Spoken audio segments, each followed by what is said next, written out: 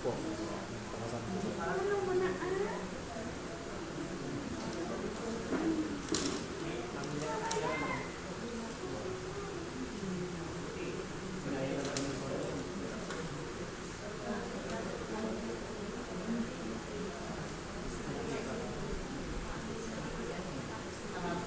Religion.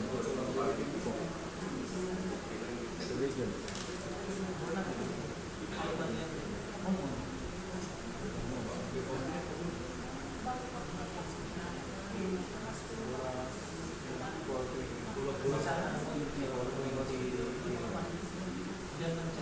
Sige po. Yung karamdaman niyo po na pinagawa niyo po tama.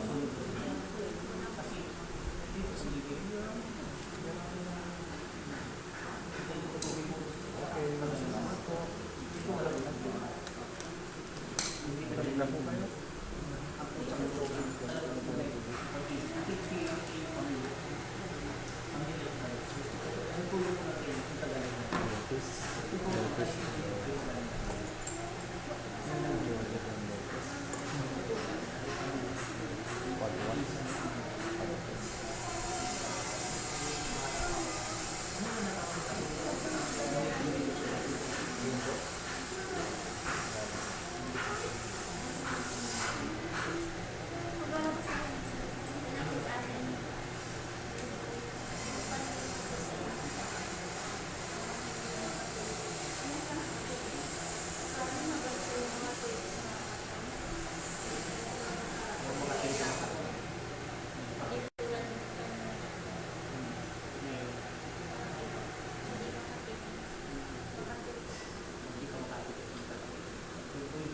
Makakatakot ng mga takot, hindi siya makakatakot.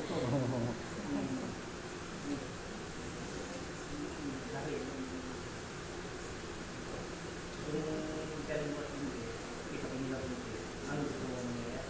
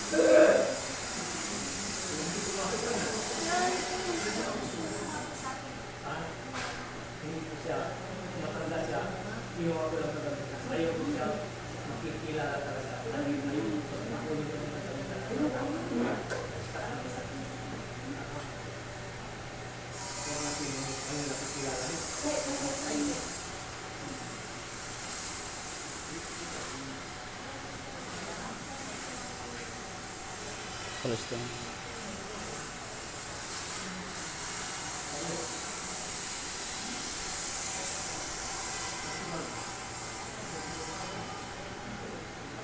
Ilang araw at darating pa rin. Maraming naman.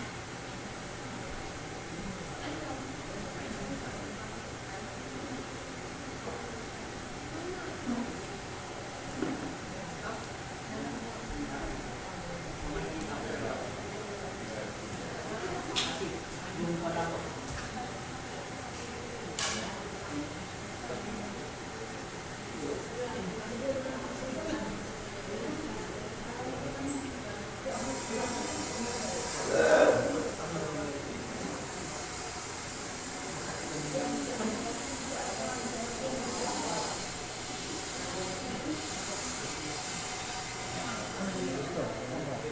Mamaya na.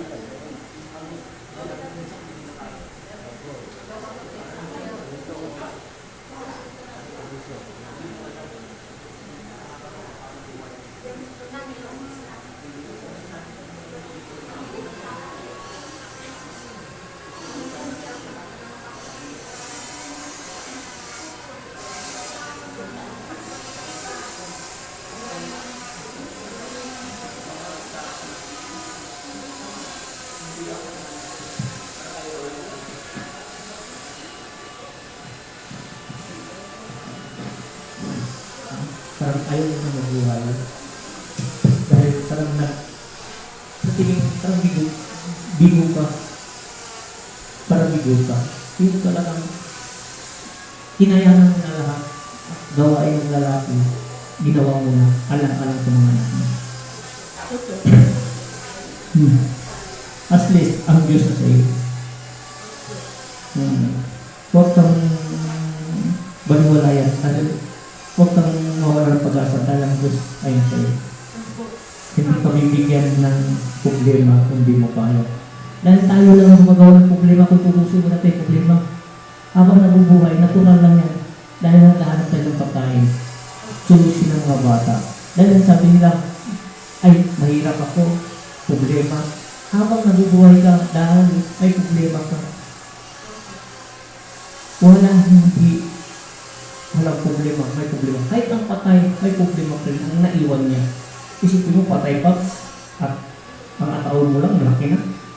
Susunugin ka lang, tatapos. Kung hindi, itatapon ka lang, wala na ka lang. Kasi ang katawan natin, tahanan niya. Ang espiritu natin, walang kamatayan. Dahil kailangan na natin ay magbago. Maraming nadaan ang hirap. Bisa sa ibang bansa, hindi ka na makakatulog. Naalala mo yung mga pamilya mo kung ano nangyayari sa kanila. Ayaw mo pa rin na sabihin. Kasi mapilit ka, isa sabihin ka lang. Bisa na tumugmok ka sa isang lugar. Dahil pansubok lang yan. Kaya na yan. Dahil nakaya na mo noon sa ibang bansa, ngayon pa. Lagi tayo pag-pray to God. Tumawag tayo sa Kanya. Walang iba. Siya rin ang tutulong sa atin. Yes. Ang Diyos, sabi nila, huwag natin siya sisihin. Dahil tayo gumagawa ng kasalanan natin. Dahil ang Diyos, walang kasalanan niyan. Dahil binigyan tayo ng buhay, binigyan tayo ng isip. Bakit tayo di kumilos? Kung anong mga problema yan, hindi problema ng Diyos yan. Ang problema ng Diyos, binigyan na tayo ng katawan, binigyan na ng isip. Bakit pa siya ay gusto muna sa kanya na lahat? Kumilos tayo, gumawa tayo ng paraan ng dapat at gampanan natin. Habang nabubuhay tayo, gampanan natin. Kaya natin yan. Basta manalig ka lang sa Kanya. Tumawag ka lang sa Kanya.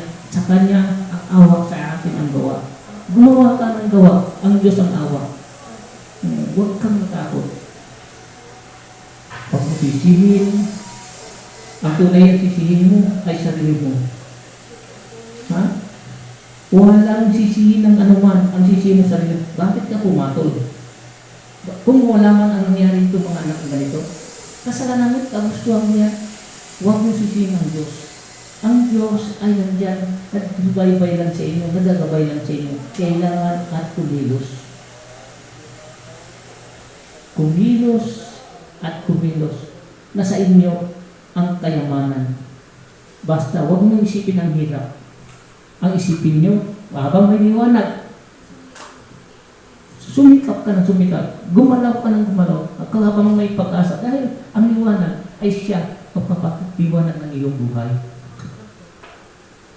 Huwag mo isipin pagod, mahirap.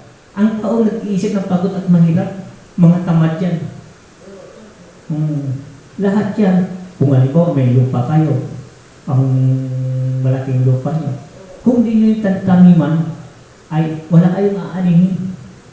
Kung kayo ay magtanim, kahit maliit ang lupa ninyo, magtanim kayo, mayroon kayo aanin. Kung maghintay lang kayo, hanggang kailan wala kayong aanin, wala kayong uunlad sa buhay ninyo. Tulad ikaw, pumunta ka sa ibang bansa. Ilang taong ka sa ibang bansa? Actually, Father, 1 month to do sa madam ko. Oh. Pero 2 months ko sa accommodation Oh. ng school. Stay.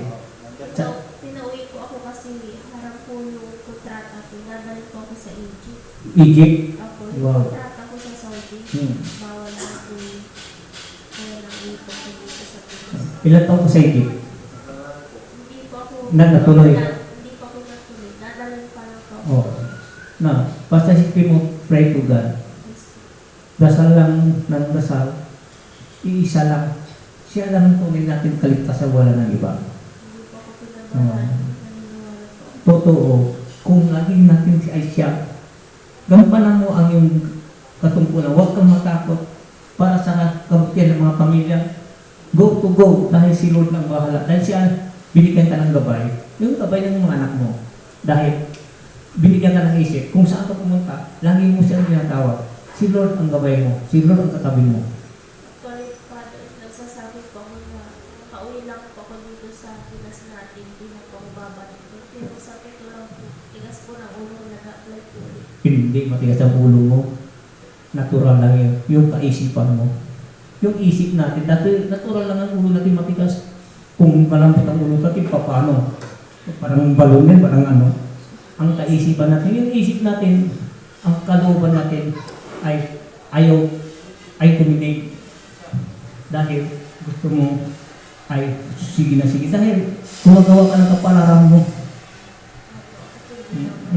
Gumagawa ka ng kapalaran. Yung kaligtasan ng iyong pamilya.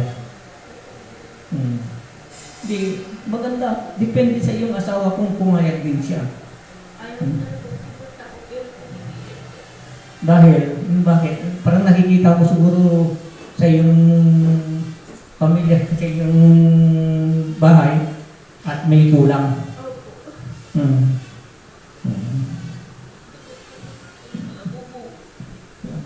Di, kung gusto mo, may paraan din dyan. Kung halimbawa ka, kung may pera kayo, gusto na lang kayo, konti-konti. Yan, mas mahigit pa yan sa abroad. Pakita mo po yung pamilya mo. Huwag ka ng gulay-gulay, kung ano, dahil banana cue ka, nagpalamig ka, dyan ka simula. Kung marunong kang humawa, ay nalago yan. Mas mahigit pa, wala ka pang amo.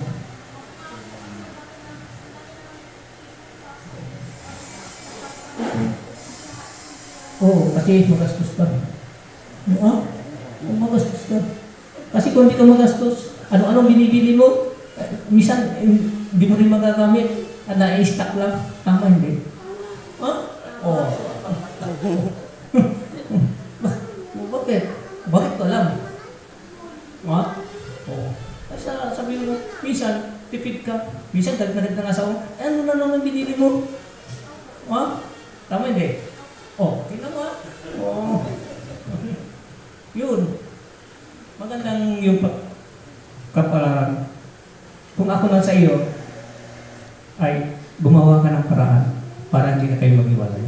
Magnegosyo. Kung mayroon pang magsimula ka sa maliit, hindi pwede sa malaki. Mapiling mo yung anak mo. Kasi mahirapan din yung mister mo mag-alaga po sa anak mo. Dahil nakikita ko yung aura niyo. Marami.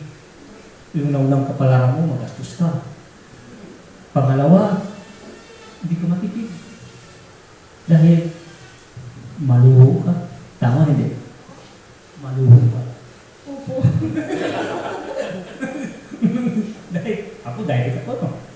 Di ba? Maganda yun, ano? Dahil tapat tayo bawat isa sa atin. Dahil yan sabi ng Diyos, magsabi ka ng totoo. Yun dun yung katotohanan, yun nakatibayan.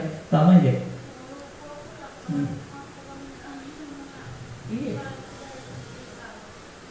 Ang gusto mo ay kung hindi mapiliin, minsan nagdadabog ka. Tama, hindi?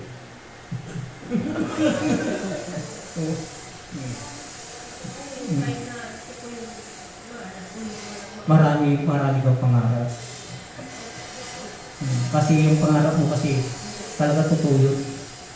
Parang disidido ka na. Minsan malungkot ka mag-isa, minsan hindi mo namintindihan, ganito lang ang buhay, bakit ganito? Ano pang kapalaran ng anak ko mamaya, nag-aral na, kaya ko ba? Hindi. Ang kulang mo, mag-ipuso ka. Umingal ka ng gawain mo natin. Maraming paraan. Kung mundo natin ito, ikaw rin ang kaya, ikaw ang tutulong sa sarili mo, huwag ka matakot. Gawin mo para makatulong sa inyo. Masaya pang pamilya kung buo tayo. Ayos. Tingnan ka. Palis kayo problema. Ayaw mo yan. Pag bilang araw ka, ilipasin mo. Basta sa'yo ang gawa, sa Diyos ang awa. Ano, pasaya ka na? Nilabas mo na lahat ang sakit ng loob mo. Ibigay mo na kung iwan mo na lahat dito ang iyong mga problema. At pag alis mo, pati yung sakit mo, iwan mo na. Para yung loob mo, iwan mo na rin. Para ay masaya na at pipit ka. Marami kang mga ipon. Pagdating na December, marami ka nang mahingi. Kasi marami kang inaanak, di? Inaanak, marami ka rin. Marami nga. Ibigay pa rin. Ibig sabihin marami. Alam mo yung marami. Marami. Imbis inaanak mo, may maging ninang dahil sobra ka sa ninang dahil maluhog ka dahil imbis magtago mo yung pera mo, gastos ng gastos. Ngayon, at tipid na lang. Kaya.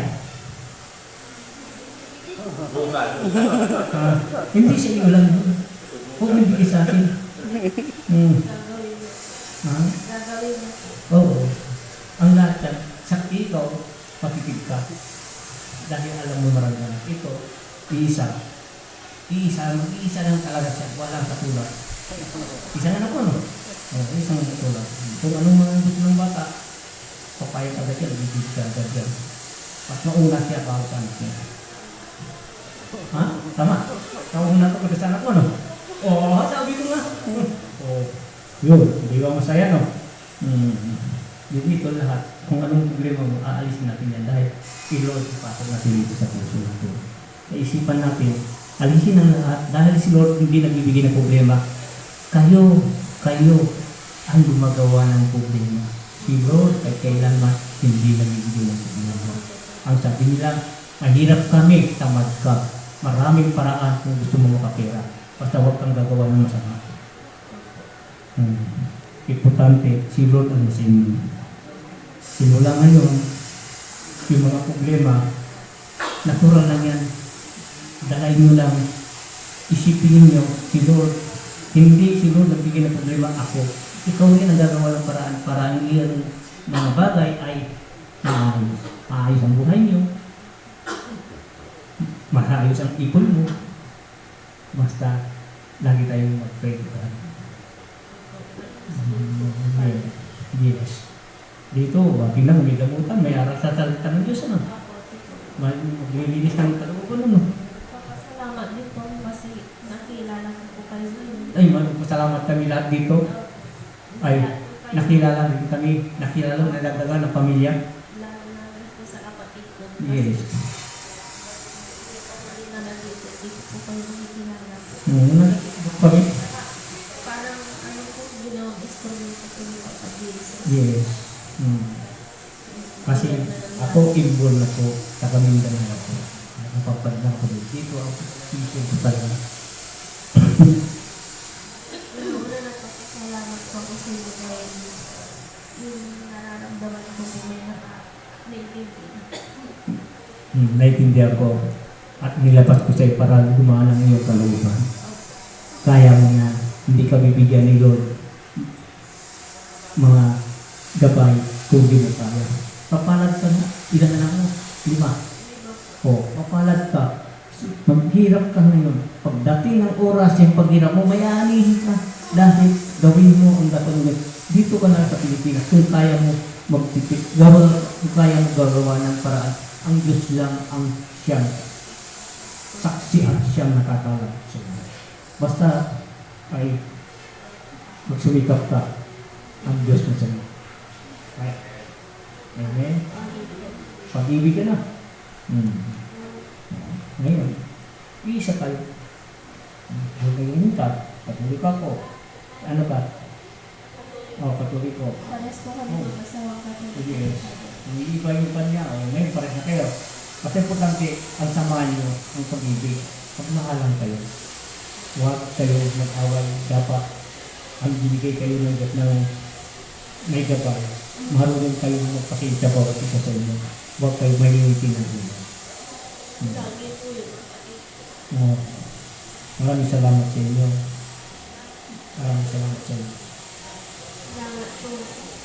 Ilang taon daw? Dati na po ako. Ayun ang pangalan ko po, 17. Babae po. Yung malalaki. At least, pagkagalan ng hirap niyo. Kumain ka ng sabi para mahali ka ng biyerna. Kasi, lahat yan.